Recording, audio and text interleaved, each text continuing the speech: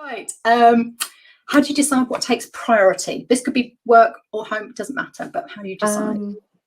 Gosh, this is going to sound, this is going to sound very good. I think in work, my top tip is always do what's going to make you money first.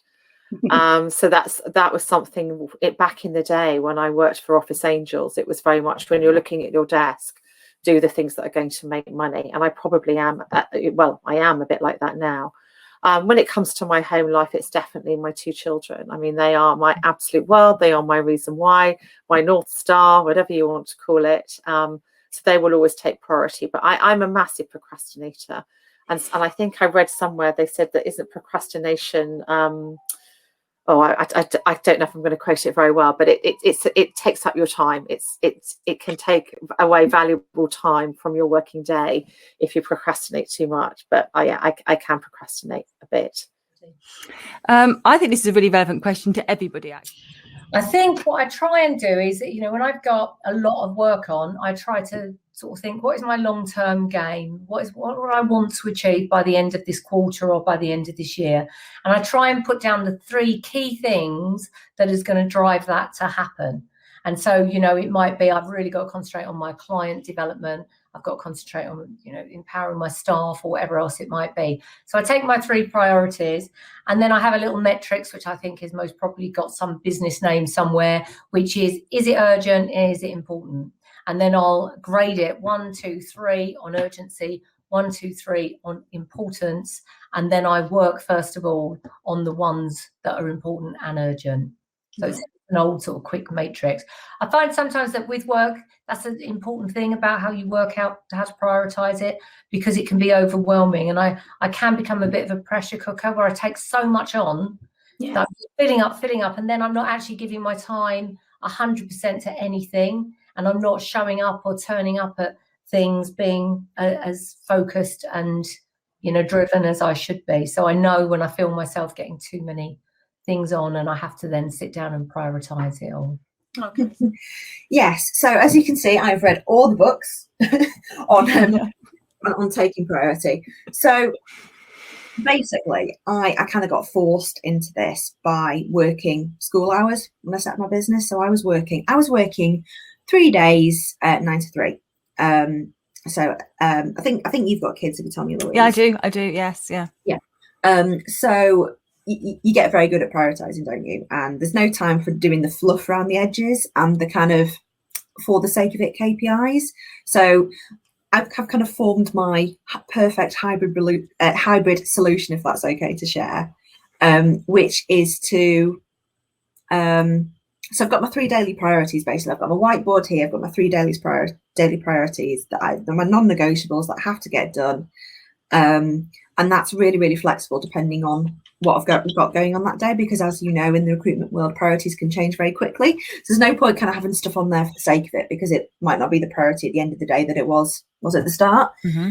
And after that, I've got my bonus tasks for sort of 5 to 6 extra things that if I get done, that's great. But if I don't, then there's not that pressure, and that's that horrible feeling of getting overwhelmed. And that kind of really, really works for me. And also, and this is another age evolution thing, is I've gotten quite good at saying no to things or outsourcing them, which I think as a working mum, you've got to get them off your plate. Do you use like do you write down all your to-do lists, or do you use a computer-based system for that? I mean, I love the whiteboard idea, but where's that kind of granular detail? I am old school, and I believe there's a big power in actually pen and paper writing things down. So I'll come back to this one.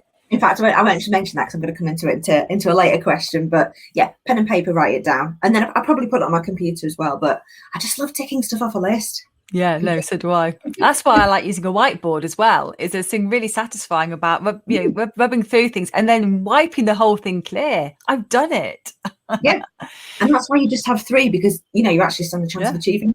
Yeah, no, I like that. I've actually written this down. I've got my first top tip out of this. Okay. So again, you look at this in terms of like proactive, positive management of time management, if you like, and the other is, again, sweating the small stuff or not. I think you look at it as what matters. There's also more of a macro sort of point. So like many people, I've worked out that the busier you get, the more you have to manage your time. And at one point, at one peak management stress, I had 35 direct reports, and they were starting with calls in New Zealand and Australia in the first thing in the morning, through to Chile and West Coast America in the evening. And it was for 15-hour days, and it was just absolutely bonkers. And so therefore you just have to have, yes, I'll have personal assistants and executives, all these, but fine. But the reality is you have to then be really, really clear as to what your big long-term, the priorities are long-term. So what's the strategic priorities? So things that actually really matter and is going to make a difference, and make sure you're aware of what those are and have them on a sheet of paper or on your notepad, it might be. And then your daily to-do lists, which you knock off your reminders tasks, which now we can do using so the different tools we have online. But actually being religious each day and starting the day with what is those long-term, short-term things you need to do, and never skip. I always answer an email immediately. Never go and let the thing drift, because as soon as you start doing that, you are in real trouble. So time management in that sense is the important thing, but the prioritization over the long term and the really strategically important stuff over the short term is also important. As the sort of chairman role, which I now perform with several companies, the role I tend to have is to get people up from the weeds into what is it that's really important, and sticking to that, and understanding the difference between operational day-to-day stuff and really what matters is something which some people just find it really difficult to do.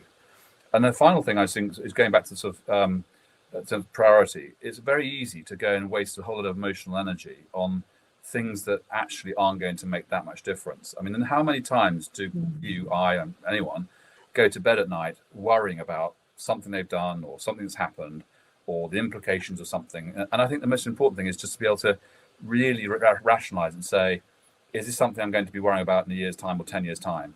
And just unpack it, go to bed and just ignore it. Because if you waste energy and time on stuff that doesn't really matter, you're lost. You need to go back to a client and report to them on a Friday night, but they're not going to read that email until Monday morning.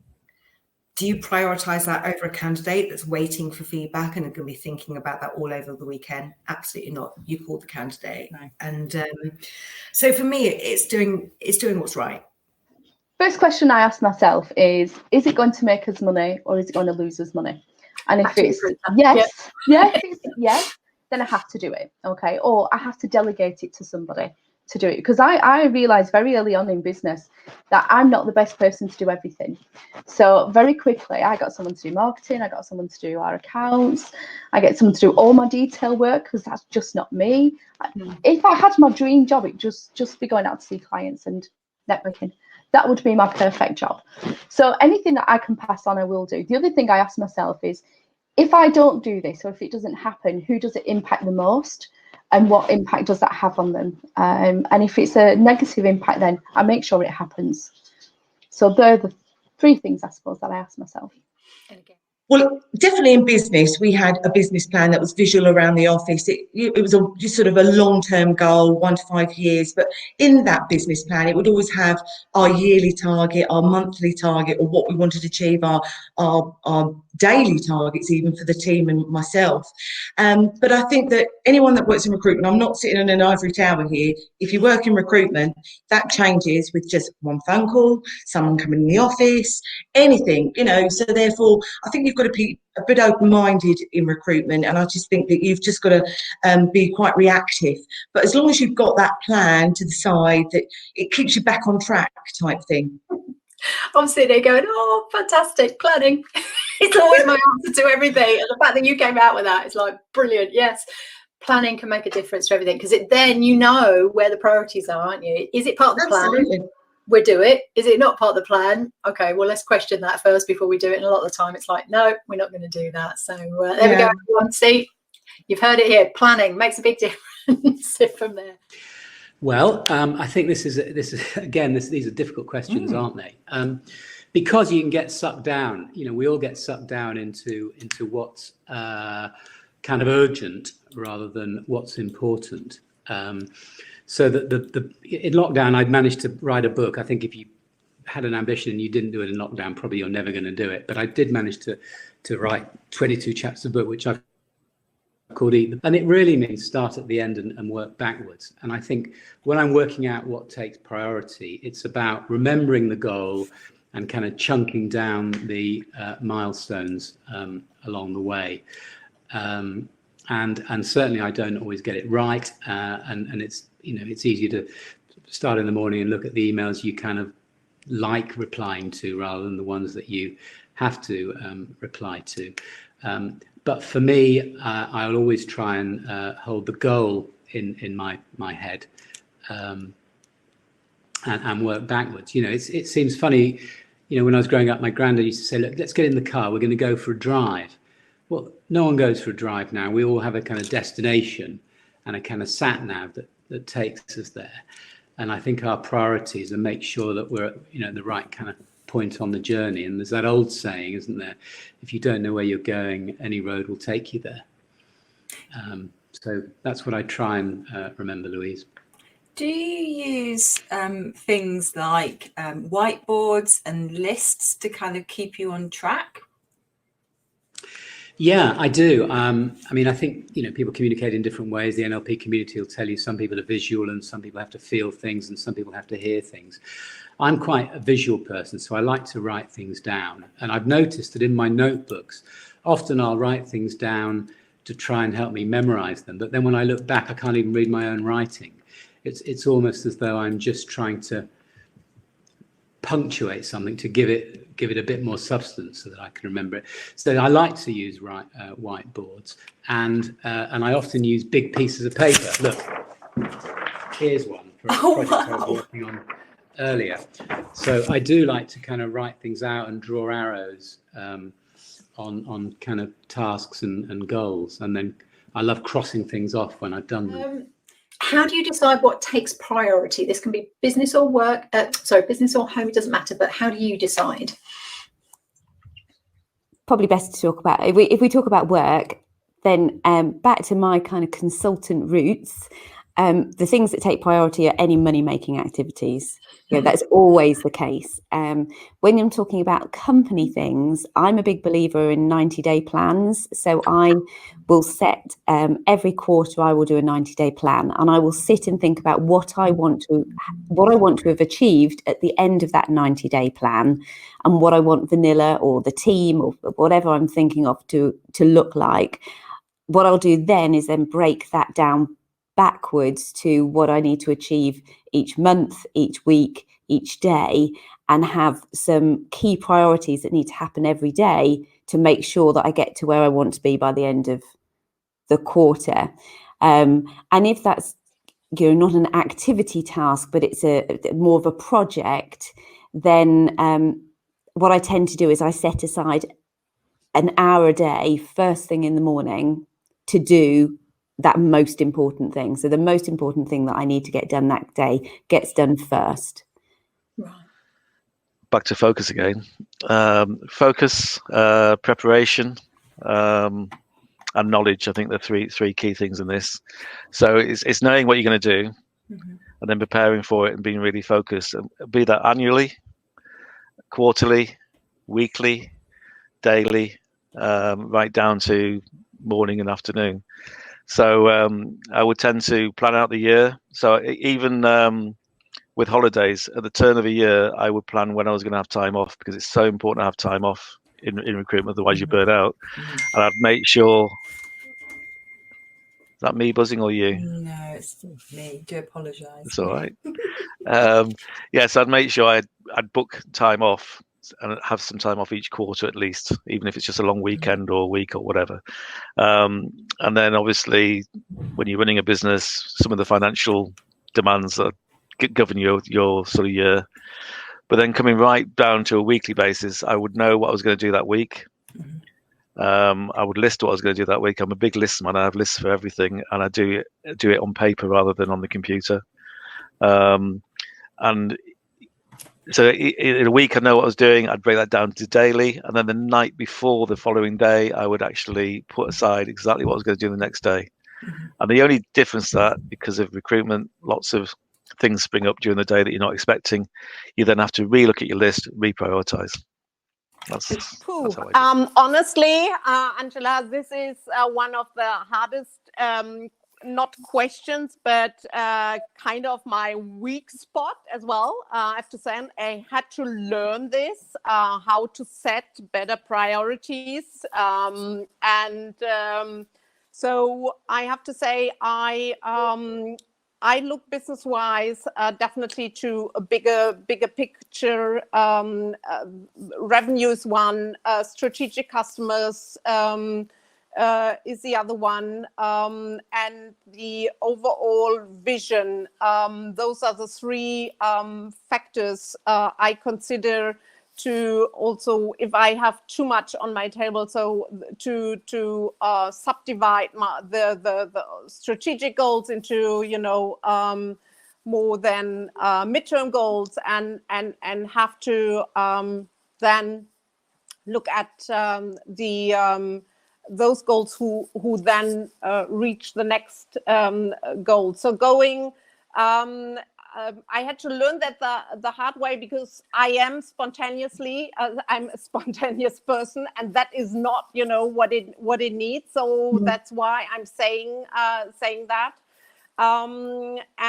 I think also in this world, it's also very important now that you are also agile enough to change your decision-making process, priorities, quite in short term.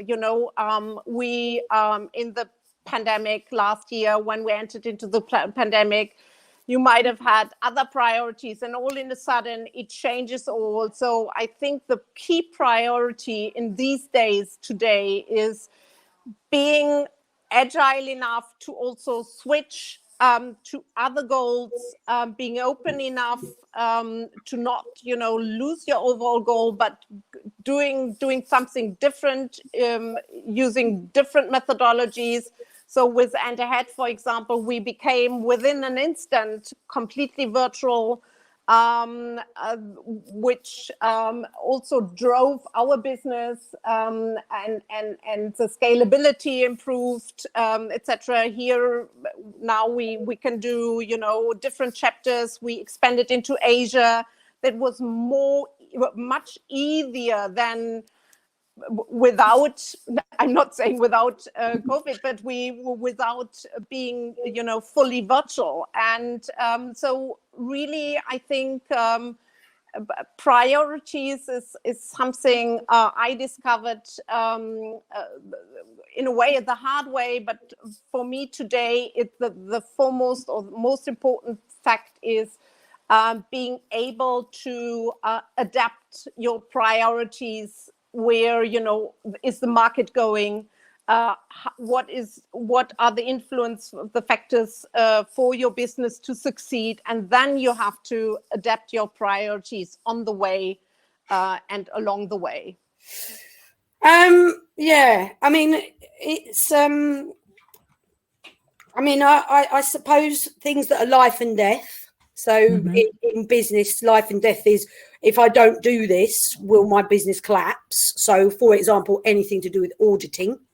So if, we recently had an FCSA audit, and make that had to be the top of the. So if one of my staff said they couldn't do something to do with that because of X, Y, Z, I'd say no. This has to be the top priority.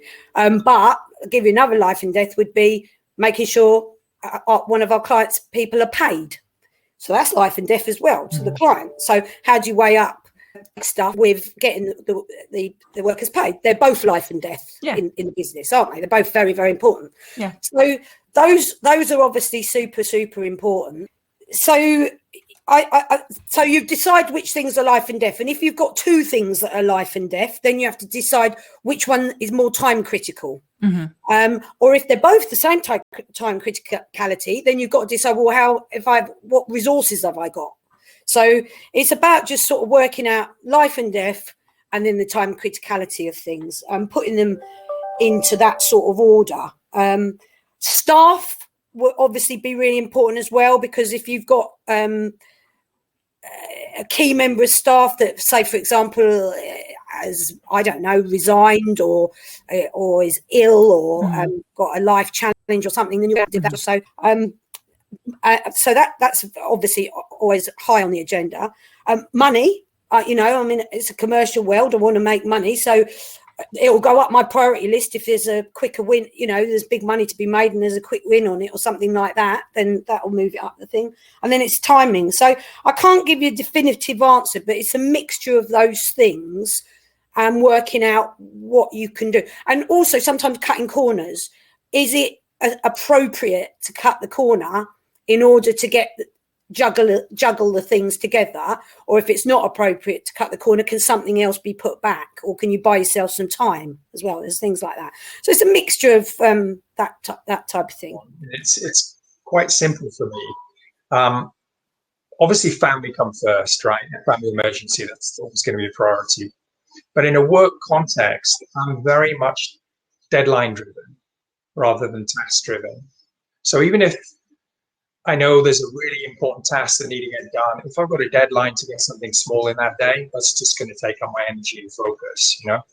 And I do tend to leave things to the last minute, but yeah, very, very deadline focused. Whether that comes from, you know, other things in my life, I'm not sure, but yeah, I'm a deadline guy. It's a decision matrix that I've always used. I used it before I knew what it was called. And it's I believe it's now known as Eisenhower's decision matrix. And I fell in love with a book, time management book by a guy called Ken Noonan, A Time, and it fits very nicely with that. So urgent and important, the top left quadrant, right the way down to not important and not urgent, and deciding what is in those where it is in those quadrants, and then deciding how you're going to react from there on. I've always used it. I've taught it in time management since I was a young manager in my early 20s, and I still do it now. I still do it with people I work with now in the various businesses that I advise now. So it's always been the same, and it's always worked for me. And I think it's the simplest way of explaining that urgent and important are not the same thing. They're different. They're both critical, but you make your decisions based on where it falls in that quadrant. Yeah. I think this is very, very difficult to answer because, particularly with the kind of role I'm in, there's so many things that I could argue are important things to do.